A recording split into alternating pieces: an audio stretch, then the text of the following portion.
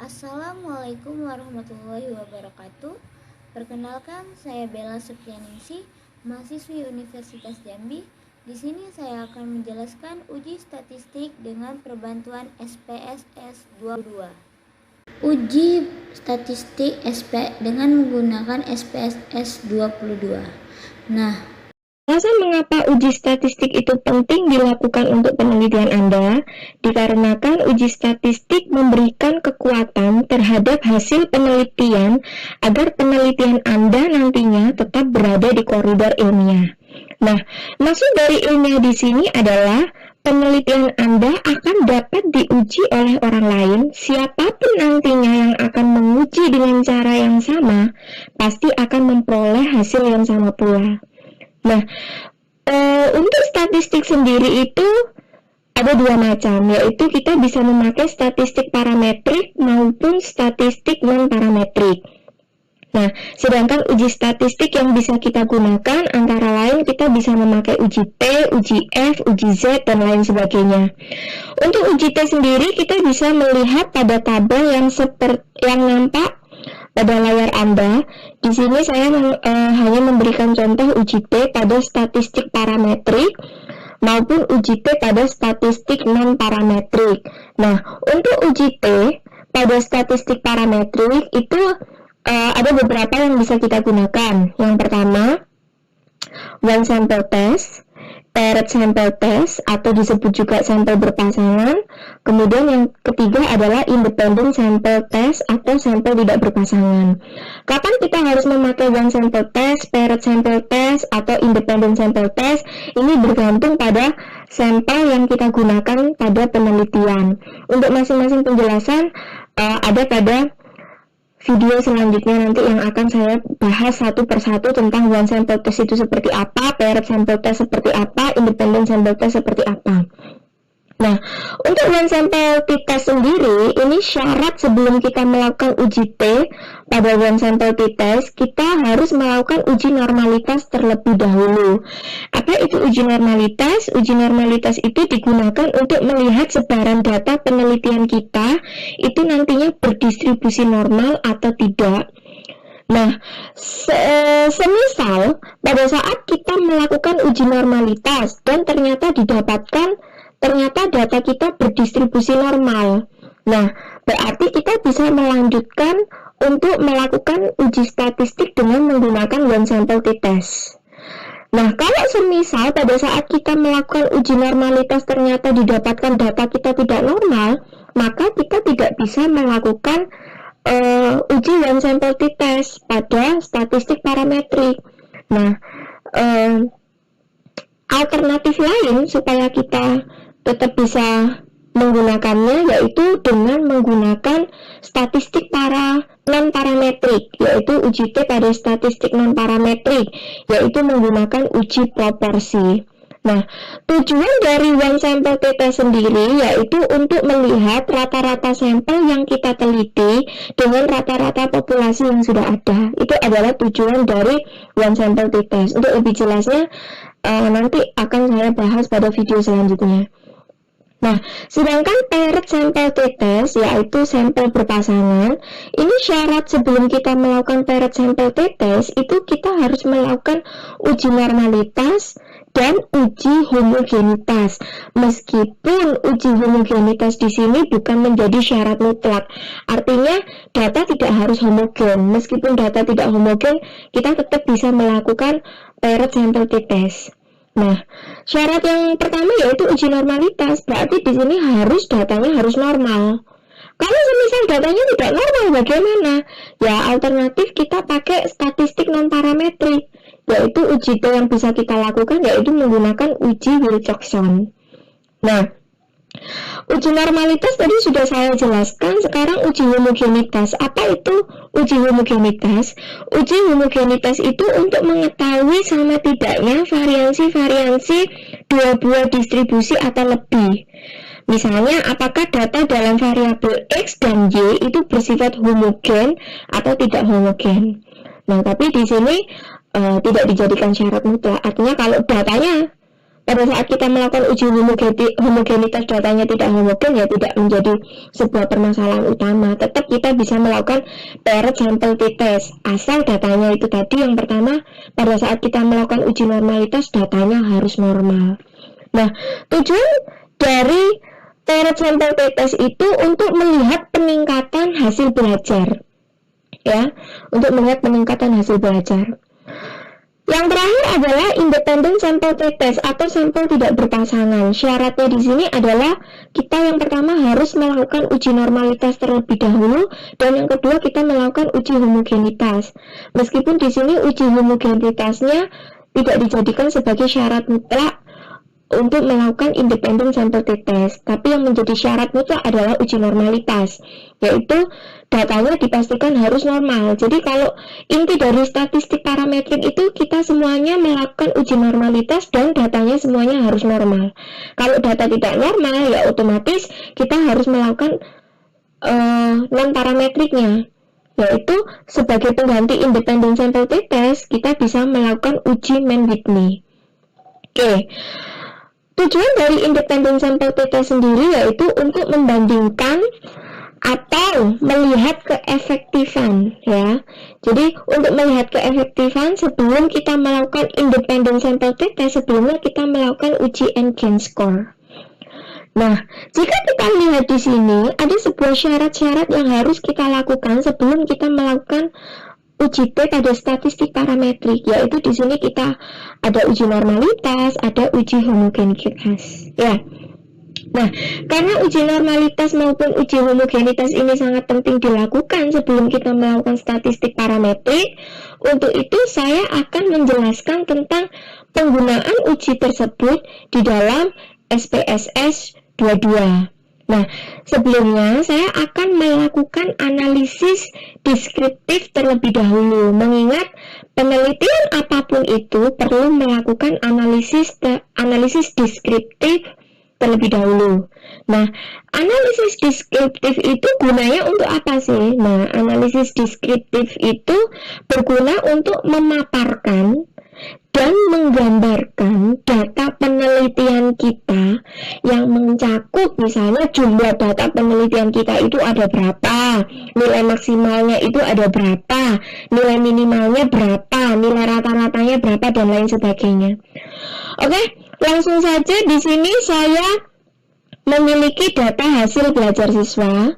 Oke, nah data hasil belajar siswa yang sudah saya ketikkan dalam Excel. Jadi penting di sini sebelum kalian melakukan memasukkan di data di dalam SPSS, kalian harus menyalin data hasil penelitian kalian itu di dalam Excel supaya nanti pengerjaannya lebih mudah, tinggal copy paste saja. Kalau misalnya data penelitian kalian itu masih diletakkan di dalam bentuk Word, nanti akan ribet gitu ya, jadi masih ngetiknya satu persatu. Kalau sudah dipindah dalam Excel seperti ini, nanti tinggal copy paste.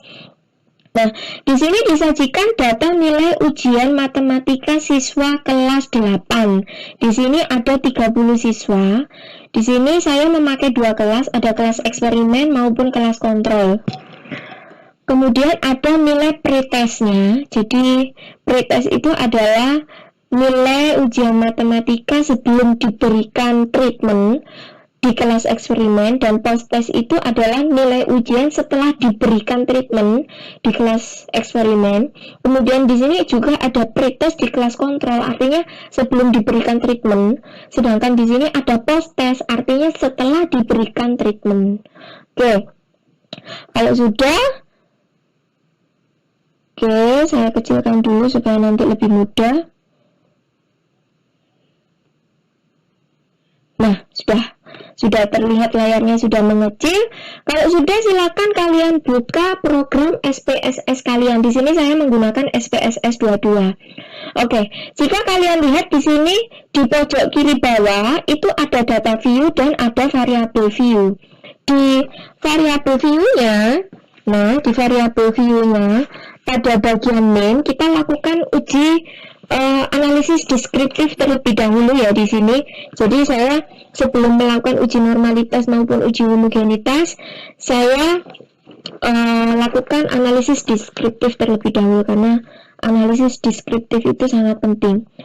Karena di sini tadi nilainya ada pretest, ada posttest, ada pretest dan posttest di kelas kontrol maupun eksperimen, maka di SPSS-nya di sini pada variabel view, pada name saya ketikkan di sini adalah pre-X.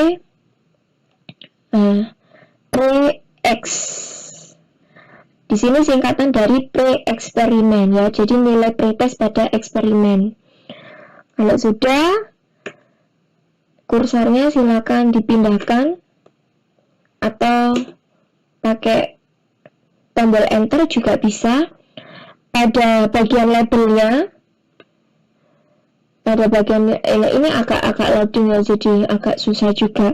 Pada bagian labelnya silakan diketikkan pretest eksperimen. Nah, boleh enter. Nah, jika kita lihat di sini pada bagian name itu tidak bisa kalau kita pakai spasi. Jadi harus non spasi. Kalau pada bagian label itu pakai spasi bisa. Kemudian pada bagian desimal ini tetap 2 saja. Kenapa di sini 2? Jika kita lihat di sini data hasil penelitian saya itu adalah ada 2 angka di belakang koma. Jadi di sini desimalnya adalah saya tetap 2. Semisal nilai kalian itu adalah bulat. Ya, jadi data penelitian kalian itu bulat, misalnya 60, 70, 80, maka desimalnya di sini ditulis 0 ya, diganti 0. Oke. Selanjutnya saya ketikkan di sini post eksperimen. Oke, pada bagian label saya ketikkan post test eksperimen. Oke. Nah, selanjutnya adalah pre-con, yaitu nilai pretest pada kelas kontrol. Selanjutnya di sini adalah pretest kontrol. Selanjutnya yang nomor 4, isikan post-con atau nilai post-test pada kelas kontrol. Pada bagian labelnya ketikkan post-test kontrol. Oke. Nah, kalau sudah seperti ini, jadi kalian hanya perlu mengubah pada bagian desimal dan bagian labelnya saja. Ya. Kalau desimal nilai hasil penelitian kalian itu bulat, silakan diganti 0. Kalau ada 2 desimal di belakang angka, silakan diganti 2. Yang lainnya biarkan tetap default ya. Jadi tetap seperti ini. Kalau sudah pada data view. Nah, pada data view ini sudah ada tampilan pre-X, post-X, pre-con, post-con. Nah, kalau sudah kembali pada layar Excel kalian. Nah, di sini ada pre-kelas eksperimen. Silakan pada bagian nomor 1 sampai siswa ke-30 silakan di copy dengan menekan Ctrl C, kembali ke SPSS, kopikan di sini pada nomor 1 yaitu Ctrl V. Ya, tekan Ctrl V, masih loading di sini. Jadi memang agak lama ya laptop saya. Nah, ini. Nah, kalau sudah muncul tampilan seperti ini. Nah, kita lihat di sini ada 2 angka ya, ada desimalnya ada 2. Kalau sudah, kita kembali lagi di sini ada post X, kembali ke layar Excel kalian, post eksperimen. Pada bagian nomor 1 post eksperimen sampai siswa ke-30, Ctrl C, kembali ke SPSS, pada nomor 1 Ctrl V. Nah, nilainya sudah terkopikan. Kalau sudah, di sini ada pre-con, yaitu pretest pada kelas kontrol. Kembali ke Excel, di sini pretest kelas kontrol, copy SPSS, kita kopikan di sini. Oke. Selanjutnya yang terakhir, post test pada kelas kontrol. Copy, kembali ke SPSS. Nah, sip. Kalau sudah, kita save data ini, silakan kalian tekan tombol Di sini ada file save as ya, kalian simpan, kemudian pilih folder yang akan kalian tempati untuk menyimpan data ini, kemudian save dengan nama data statistik deskriptif seperti yang ada tampilan di layar kalian di sini. Kalau sudah kalian save, kemudian tekan menu analyze, kemudian pilih deskriptif statistik. Nah, kemudian di sini pilih deskriptif. Oke. Kalau sudah ada tampilan layar kecil seperti ini, pindahkan semua keempat menu ini ke dalam kotak variabel di sini dengan cara klik tanda panah di sini. Oke. Secara satu persatu ya. Diklik seperti ini. Oke, sampai terakhir. Nah, kalau sudah, oke. Nah, maka di sini akan muncul tampilan outputnya. Nah, outputnya seperti ini, deskriptif statistik. Nah, jadi di sini N-nya itu adalah banyak siswanya yaitu 30. Nilai pretest eksperimen, nilai minimumnya tadi adalah 22,85. Nilai maksimumnya adalah 54,28. Dan nean itu adalah nilai rata-ratanya didapatkan 37,2547, dan kemudian di sini standar deviasi atau simpangan baku yaitu simpangan bakunya 8,72. Apa itu simpangan baku? Kalian bisa melihat pada video sebelumnya, saya sudah menjelaskan tentang simpangan baku dan varians. Di sini juga ada post test, ada pretest control, ada post test control. Nah, kemudian ini adalah data dari SPSS-nya, outputnya. Kalian bisa langsung print, jadi dengan langsung menekan Ctrl P, atau kalau misalnya kalian hanya ingin mengambil bagian-bagian tertentu dan kalian pindahkan pada Word misalnya. Jadi tekan di sini, jika kursor saya di sini dilihat, di sini kalau kursor saya arahkan ke deskriptif statistik, di sini akan muncul warna kuning. Kalau sudah muncul warna kuning, silakan Ctrl C. Kalau sudah Ctrl C, buka Word, Ctrl V. Nah, maka sudah otomatis kotak yang hanya berwarna kuning ini akan otomatis pindah. Nah, kalau sudah, bisa kalian save dengan cara pilih file save as, kemudian beri nama output data deskriptif ya.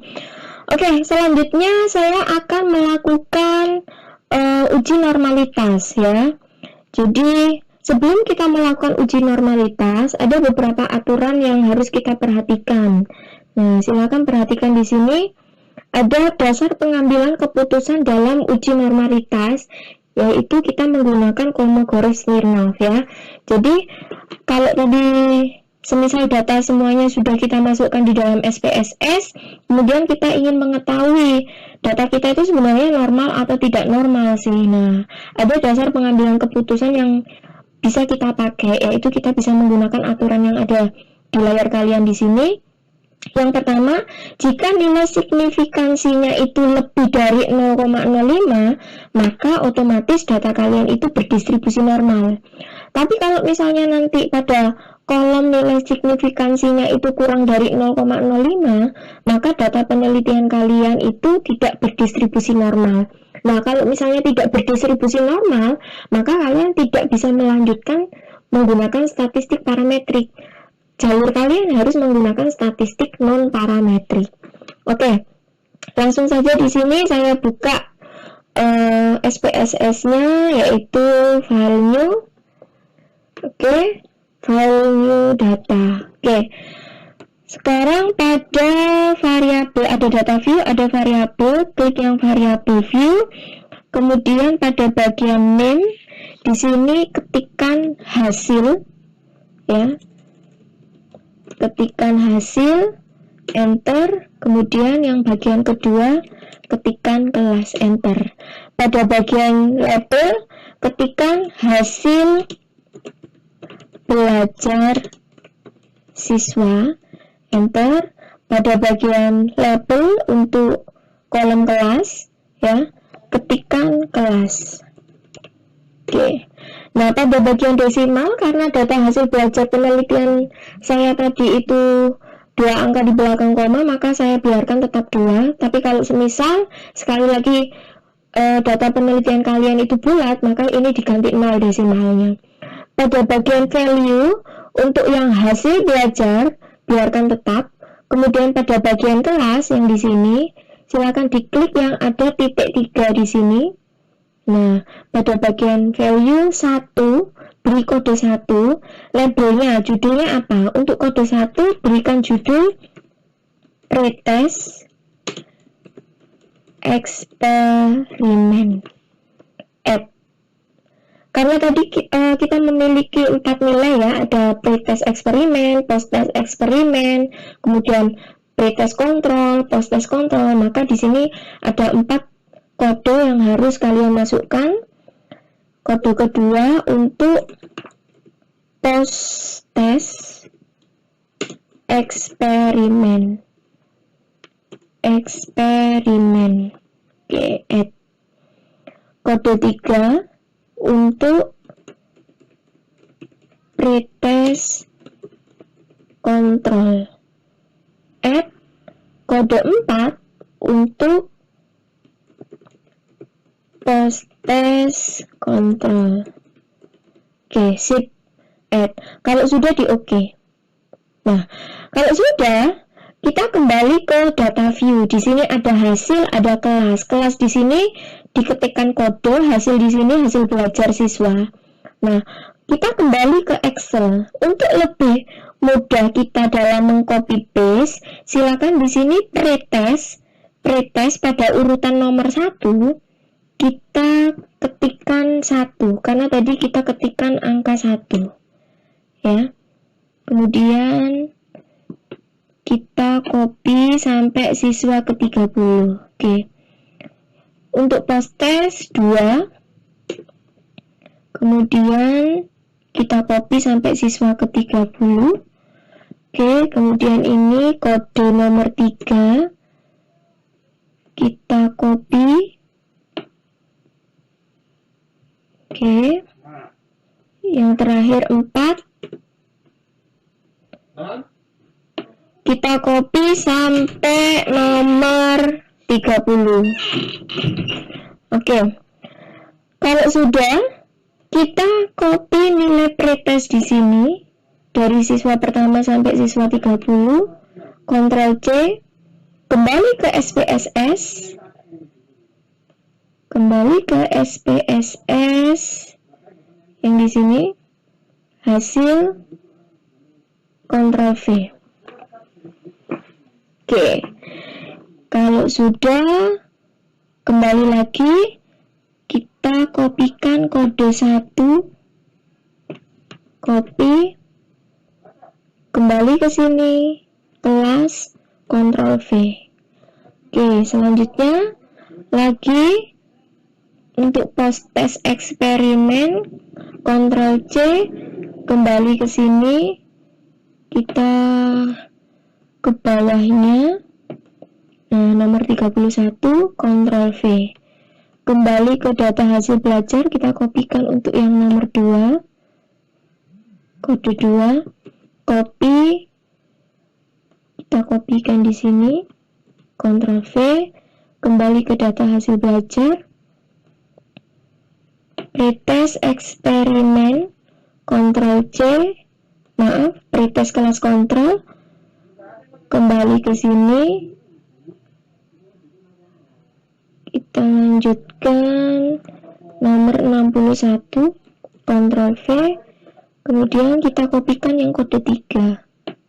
Begitu selanjutnya, seterusnya sampai kode keempat, sampai habis.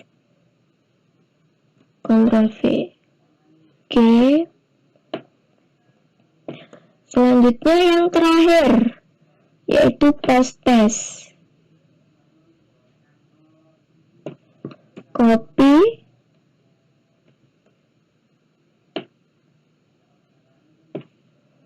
Ctrl C. Oke, kita kopikan di hasil belajar, Ctrl V. Terakhir kode 4. Copy. Oke. Nah, kalau sudah seperti ini silakan kalian save ya. Beri nama data uji normalitas. Kalau sudah kalian beri nama data uji normalitas, silakan klik analyze, descriptive statistik, kemudian pilih export. Nah, untuk hasil belajar siswa, pindahkan ke dependent list. Untuk kelas, pindahkan ke factor list. Kemudian pilih plot. Karena di sini uji normalitas, maka centang yang normality plot with test. Kalau sudah, continue. Kalau sudah, oke. Tunggu beberapa saat, hasilnya akan keluar. Oke, sebentar, ini masih loading. Nah, ini datanya sudah keluar ya. Oke, datanya sudah muncul. Nah, sekarang kita lihat di bagian test of normality. Di bagian test of normality, di sini ada Kolmogorov, Smirnov, ada Shapiro-Wilk ya. Jadi pakai metode Kolmogorov atau bisa pakai metode Shapiro-Wilk. Pada bagian nilai signifikansinya, di sini didapatkan cara membacanya di sini adalah 0,200 ya. Jadi bukan titik 200 tapi 0, di sini. Kemudian di sini ada 0,016, ada 0,200, ada 0,200. Nah, sekarang pada bagian kotak nilai signifikansinya di sini, kita ingin mengetahui sebenarnya data ini normal atau tidak. Nah, kita kembali pada dasar pengambilan keputusan.